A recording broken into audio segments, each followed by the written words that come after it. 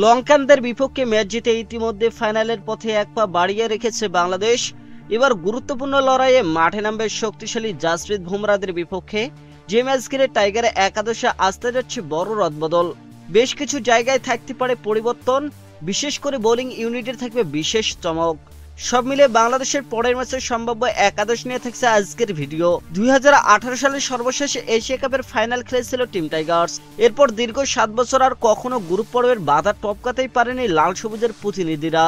এবার অবশ্য টাইগারদের সামনে এসেছে সেই সুযোগ। সুপার 4-এর প্রথম ম্যাচ জিতে ফাইনালে ওঠার সমীকরণ অনেকটাই সহজ করে রেখেছে লিটন বাহিনী। তবে আসল কাজ করতে হবে এবার শক্তিশালী ম্যান ইন ব্লুদের বিপক্ষে লড়াইয়ে।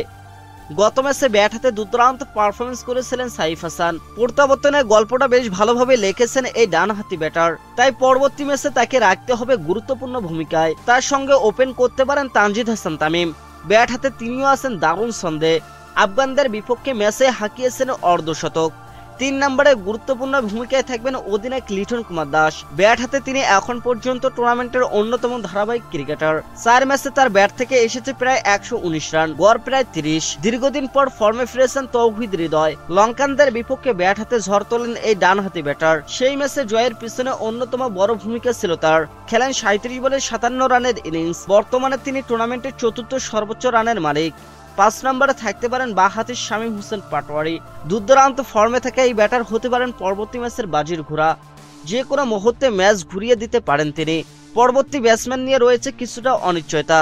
বিশেষ করে এই পজিশনের জন্য আলোচনায় আছে জাকের আলী অনিক এবং নুরুল হাসান সোহান। সাম্প্রতিক সময় ব্যাট হাতে তেমন ভালো পারফরমেন্স নেন জাকের আলী অনিকের, তাই সোহানকে সুযোগ দেওয়ার সম্ভাবনাই বেশি।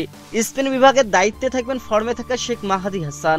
নতুন কিংবা পুরনো উভয় বলে বেশ কার্যকর তিনি, পাশাপাশি ব্যাট হাতেও অবদান রাখতে পারেন।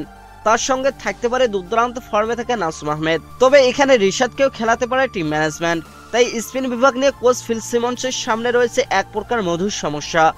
পেস ইউনিটে আসতে পারে একটি পরিবর্তন। 2 ম্যাচের সুযোগ পেয়েও আহামরি পারফরমেন্স করতে পারেনি শরীফুল ইসলাম, তাই তার জায়গায় আবারও কামব্যাক করতে পারেন তানজিম সাকিব। তিনি বরাবরে হার্দিক পান্ডিয়াদের বিপক্ষে সফল। তার সঙ্গে থাকবেন দুর্দান্ত ফর্মে থাকা মুস্তাফিজুর রহমান এবং তাসকিন আহমেদ। বিশেষ করে কাটার মাস্টার মুস্তাফিজুর রহমান ফিরেছেন নিজের পুরনো ছন্দে। সূর্যকুমারদের বিপক্ষে ম্যাচ জিততে হলে তাকে রাখতে হবে বড় ভূমিকা।